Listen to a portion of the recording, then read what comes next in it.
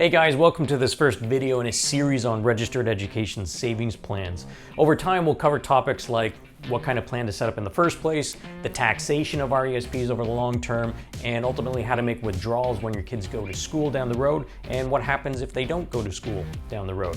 But for now, this video you can consider as a sort of a 30,000 foot perspective on just in general what is an RESP. Although because it's a Canadian channel, I suppose I really should say 9,144 meter perspective. Instantly I regret how cheesy that sounds. I apologize. RESPs 101. RESP stands for Registered Education Savings Plan, and this is a special type of account designed to help people pay for the costs of post-secondary education down the road.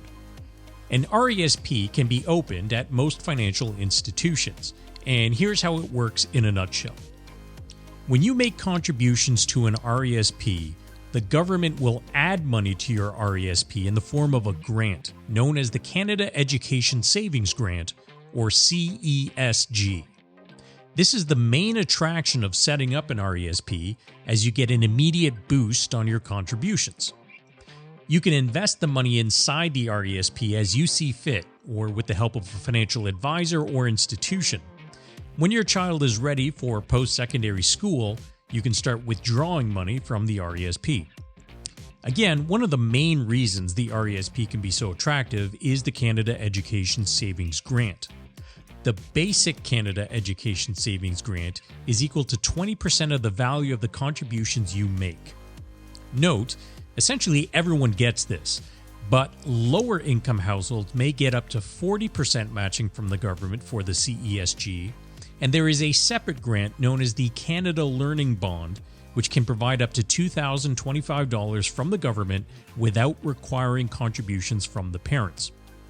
But let's walk through a simple example to see how the RESP, and specifically the Canada Education Savings Grant, can incentivize saving for your child's education.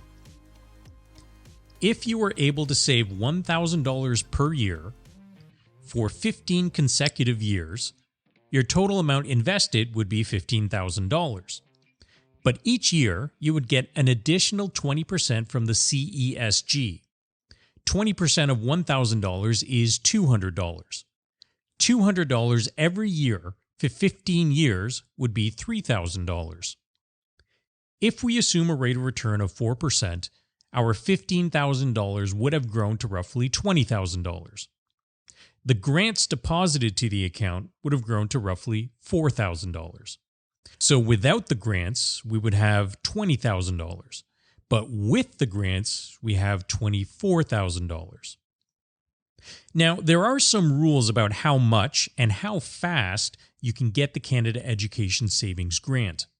The maximum CESG you can earn per child is $7,200 over the life of the RESP, and the maximum you can get per year is normally $500. But of course, not everyone can make the $2,500 contribution required to maximize the annual grant every year. And certainly many families don't start an RESP in the same year their children are born, but fear not, as you can catch up. You are allowed to catch up 1 year at a time. So if you could contribute $2,500 to earn the maximum annual grant of $500 in 1 year, and you could also make another $2,500 contribution that same year, you would be able to get another $500 in Canada Education Savings Grant from one previous year. Okay, so that's your basic overview on what an RESP and how it works in general. Now, the powers that be at YouTube tell me that clicking on the thumbs up and giving the video a like actually makes a really big difference on how well this video will rank on the YouTube search engine. So if you found this of any value at all, I would really appreciate it if you took the time to click on the thumbs up and give it a like. To continue on in this series on RESPs and for other Canadian-focused personal finance advice, don't forget to subscribe to this channel. And for general personal finance advice, subscribe to my main channel as well. That's it for today, and I will see you next time.